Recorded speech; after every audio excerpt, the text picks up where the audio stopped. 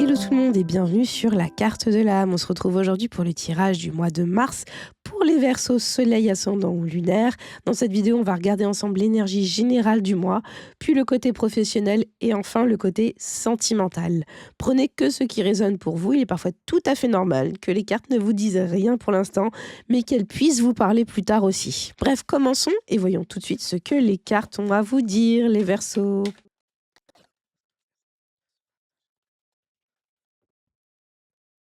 Ok les Verseaux, alors c'est un mois assez intéressant que vous avez là pour votre mois de mars. J'ai des cartes qui ressortent dans des positions dans lesquelles on n'a naturellement pas envie de les mettre ici.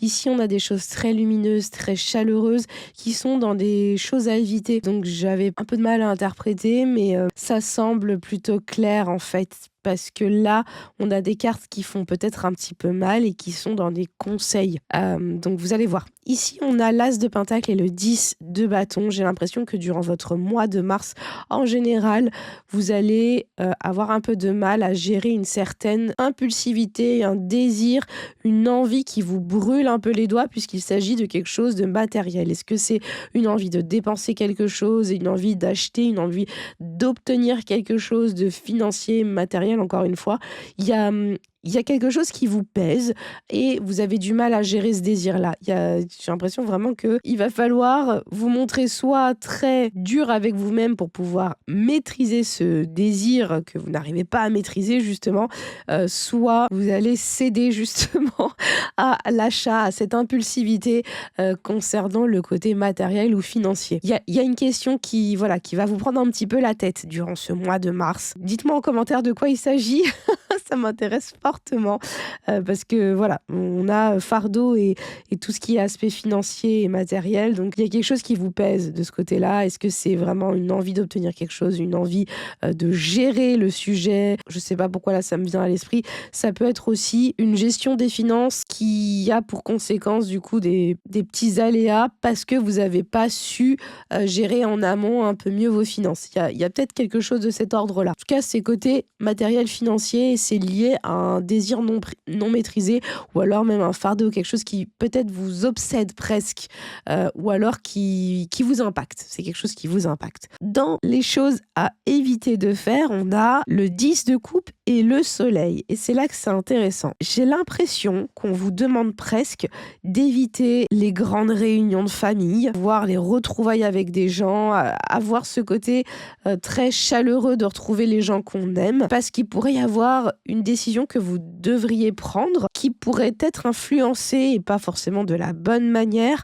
par ces retrouvailles-là. J'ai l'impression qu'on vous demande presque de vous en éloigner pour pouvoir mieux réfléchir et ne pas être aveuglé ou influencé sur la situation ou sur une prise de décision à côté. J'ai l'impression que le fait de retrouver des gens que vous aimez, donc je pense à la famille, ça peut être des amis, ça peut être d'autres gens que vous aimez, des proches en tout cas, le fait de passer du temps avec eux, ça pourrait vous faire changer d'avis et c'est peut-être pas forcément la meilleure chose pour vous. Parce qu'ici, ce qu'on vous conseille, et pour moi, ça en fait ici c'est relié, donc ce que vous devez éviter de faire et le conseil. Ce qu'on vous conseille ici, c'est le 3 d'épée et la tour. Il y a une question de redescendre sur terre. Il y a une question de prise de décision qui pourrait faire redescendre sur terre, alors déjà vous en premier lieu, mais ça peut être aussi, de par votre décision, votre entourage. Il y a quelque chose que vous devez acter, il y a une notion de prise de décision qui pourrait faire mal au cœur. Et ça va très bien ensemble parce qu'il y a la tour. Et la tour, c'est vraiment, on s'est construit une illusion, on s'est enfoncé dans une illusion, et au bout d'un moment, en fait, on n'a pas d'autre choix que de redescendre. Et comme ici, on voit une tour sans porte, on ne peut pas en sortir. On n'a fait que monter, monter, monter. Et la seule façon d'en descendre, c'est de tomber. Et vous avez les éclairs. Donc en fait, il y a la foudre qui s'abat sur votre illusion en quelque sorte. Et là, finalement, vous n'avez pas d'autre choix que de revenir à la réalité. Et j'ai l'impression que revenir à la réalité se fera justement par une prise de décision qui doit être juste et surtout raisonnée. Il y a une question de raison et non pas de cœur. Là, ici, il y a du cœur. Il y a des émotions. Et ici, c'est carrément l'inverse, c'est de l'épée. Donc j'ai presque l'impression qu'on vous demande de ne pas être influencé par les gens autour de vous qui pourraient peut-être façonner votre environnement, votre, projet.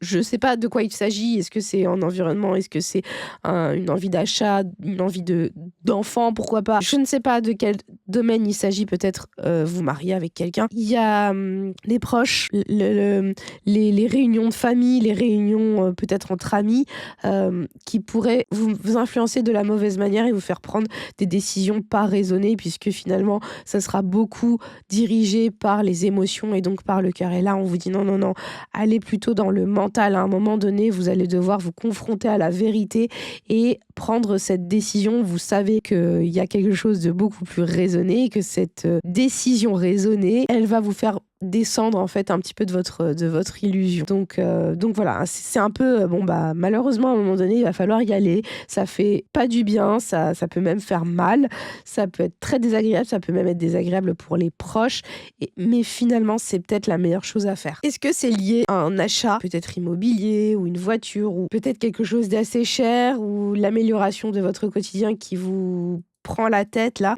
plutôt qu'on vous dise: «Ah mais allez-y, allez-y, faites». Voilà, vous savez que c'est peut-être pas le bon moment, vous savez que c'est peut-être pas ça qu'il vous faut, vous savez que c'est peut-être pas la bonne décision, à prendre. Il y a une question de dilemme. Gardez à l'esprit que vous devez raisonner avec votre tête et non pas avec votre cœur. Pour le côté professionnel. Pour le côté professionnel, durant ce mois de mars, c'est, vachement mouvementé, surtout avec la carte du hasard et la nouvelle en fin de mois. Ici, on a la carte Amor qui a sauté et elle vous indique tout simplement que votre mois de mars va être, plutôt serein. Il y a une question de bonheur, de sérénité, de bien-être. Il y a, une bonne entente également si jamais vous êtes amené à collaborer avec des nouvelles personnes ou même vos collègues, vos camarades de classe, voire des nouveaux partenariats. En tout cas, ça se passe bien. Il y a vraiment une notion de confiance, de relation et de partenariat serein et durable. Donc ça, c'est chouette. Ici, en conseil avec la carte du hasard, c'est vraiment une question, une notion de dynamisme, de mouvement. Donc en gros, on vous demande de provoquer finalement vos opportunités, de ne pas hésiter à voir un peu partout, discuter avec les gens, voir s'il y a de nouvelles opportunités, ne pas hésiter à les saisir si ça se présente. En tout cas, vous êtes actif. C'est vraiment une carte active et vous rayonnez par votre activité. Vraiment, il y a une question d'être sûr de soi, il y a une affirmation de soi, il y a du coup également un charisme qui émane de vous naturellement parce que vous êtes mobile, parce que vous êtes dynamique et que voilà, vous créez du mouvement autour de vous. On vous remarque avec cette carte. Donc on vous conseille de vraiment rester dans cette énergie-là, de pouvoir générer justement des opportunités, des collaborations, de montrer votre travail s'il y a des choses à montrer. C'est l'occasion durant ce mois de mars de jouer là-dessus parce que ça vous réussira. À la fin du mois, vous avez la carte nouvelle qui vous indique simplement qu'il y aura de nouvelles opportunités. Ça peut être de nouveaux projets, de nouvelles créations de projets. Ça peut être également carrément une nouvelle voie. Donc, si ça se trouve, vous voyez le fait d'avoir des nouvelles opportunités, plus des gens qui bougent autour de vous, qui créent des collaborations. Ça peut être des futurs collègues, ça peut être pour de futurs projets. Si vous voulez changer de voie, ça peut se faire parce que vous avez les bonnes cartes justement pour pouvoir générer ça, puisqu'à la fin du mois, quelque chose change. Il y a vraiment quelque chose de nouveau qui se lance enfin. Ça, je pense que ça doit faire quelque temps que vous attendiez ça et là, ça se débloque enfin. Vous voyez, il y a un petit oiseau qui apporte une bonne nouvelle également. Donc, il y a quelque chose de vraiment positif qui se passe et qui change finalement par rapport à tout ce qui a pu se passer ces dernières semaines, voire ces derniers mois. Pour le côté sentimental. Alors, les Verseaux, votre mois sentimental, il est intéressant, surtout que vous avez de très belles cartes qui va parsemer votre mois de mars. Ici, on a la carte du bonheur et de la concrétisation, donc je pense que pour votre mois de mars, il va vraiment être tourné sur l'envie de concrétiser des choses pour vous rendre heureux. Voilà, il y a vraiment une notion de je veux concrétiser des projets, des idées au sein du couple, ou au sein de ma relation ou au sein de ma vie sentimentale pour pouvoir me sentir accompli, être satisfait de ma vie sentimentale. Ce qui pourrait vous bloquer durant ce mois de mars, les Verseaux, c'est une question de manque de dynamisme. On parlait de dynamisme professionnel, mais j'ai l'impression qu'ici, vraiment, ce qui vous peine, c'est justement ce manque de dynamisme au sein de votre couple, pour les gens qui sont en couple, ou pour les gens qui sont célibataires, un manque de dynamisme dans vos futures rencontres. Il y a peut-être des rencontres que vous allez faire qui ne vont pas vous satisfaire parce que c'est mou, c'est plat. Et j'ai vraiment l'impression que c'est ça qui vous peine. C'est vrai que les Verseaux, vous avez tendance à aimer le mouvement, les gens, le contact, les activités. Et vous aimez tout ça. Vous aimez la stimulation. Et là, j'ai l'impression que c'est trop mou pour vous, en fait. Donc là, justement, ce qu'on vous conseille avec la carte du pourparler, c'est de pouvoir affirmer votre vision, vous affirmez vos besoins, vos envies, les partager avec votre partenaire si vous êtes déjà en couple ou avec vos futures relations pour les gens qui sont célibataires. Mais il y a vraiment une question de partage, de communication importante, surtout vis-à-vis des projets et de l'intérêt que peuvent apporter ces projets, non seulement personnellement, mais aussi au sein du couple. D'où, je vous disais, la concrétisation et le bonheur.